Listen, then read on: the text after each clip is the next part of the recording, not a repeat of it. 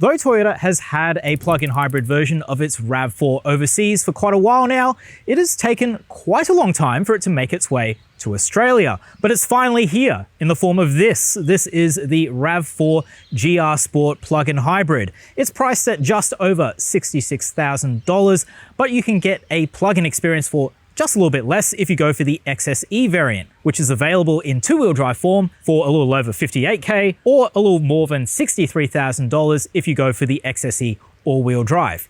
Now, what do you get for your money? Let's take a closer look.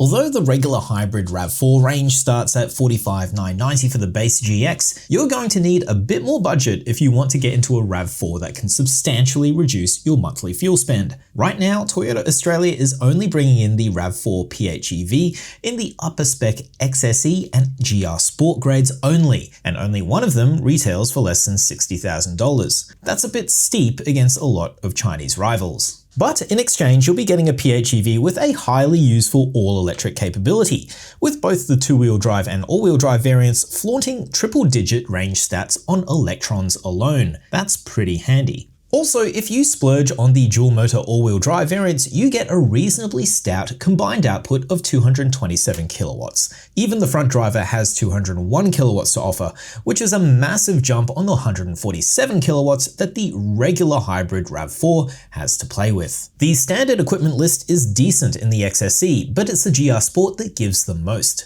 It's more than just an appearance package, with a fair amount more gear inside the cabin, plus a unique suspension and steering tune to impart a slightly sportier flavour. However, while the GR's USB ports have more power than the ones in the XSE, I'm not kidding, sadly the powertrain doesn't. How does that translate in the driving experience? Definitely feels reasonably perky. Let's see if it feels even perkier if I put it in sport mode. Does that wake it up a little bit more? Okay, let's try that. Rolling acceleration. Yeah.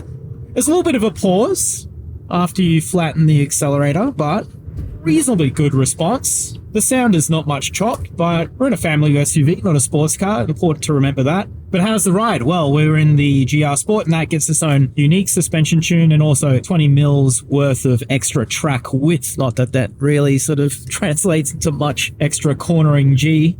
Especially because we're on the exact same tire as the XSE variant, so don't expect more grip. Corner's fairly flat for something this size and weight, and the steering is kind of inert, as most electrically assisted systems in this segment tend to be. But in terms of driver satisfaction, well, you know, it's not at the sportier end of the SUV spectrum, but it isn't unsatisfying, I'll say that. So besides all of the extra cosmetic stuff like the cool body kit, the GR branded sport seats and whatnot, you do actually get a few meaningful differences in terms of the car itself. For starters, there's just a few more softer touch surfaces, especially things like these knee pads on the side of the center console. In the XSE, they're hard plastic and it kind of, just rubs against your knee in an unpleasant manner. At least these are softly upholstered with some suede paneling there. Just other small touches like that. The USB-C outlets even are 45 watt for some reason in the GR Sport, whereas they're only 15 watt in the XSE. I'm not sure why they've sort of trimmed some spec out of the USB ports, but they have. You also get one less wireless charge pad, for example, in the XSE, whereas you have two up here on this shelf in the GR Sport. So there's a few more examples of that where, you get some incremental specification improvements, but also the car itself looks cooler. The suspension works pretty well. And I think that if you are looking at all-wheel drive RAV4 plug-in hybrid, makes more sense to kind of spend that extra $3K and get it. If price is your main consideration though, well, yeah, XSE two-wheel drive, get that one. You also get slightly better range with the two-wheel drive XSE.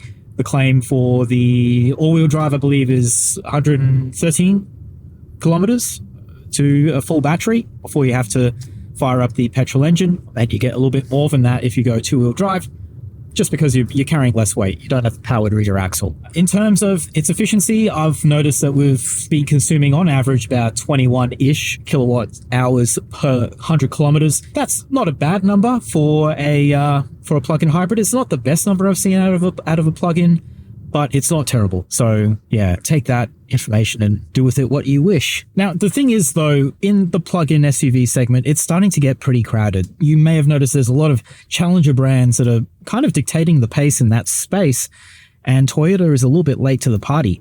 Are they fashionably late, or are they, egregiously late? I think it might be the latter, and I think they're going to be playing catch up when it comes to how they price this thing, how they market it, because there are other brands that have just been in the plug-in space longer than they have. It's a pretty significant car for Toyota Australia, but sadly our first taste of the RAV4 plug-in hybrid was all too brief. We're going to need more time to dive deeper into how it drives and to see how honest Toyota's range and energy numbers are, so be sure to subscribe to Car Sales to get notified of when our more comprehensive review goes up.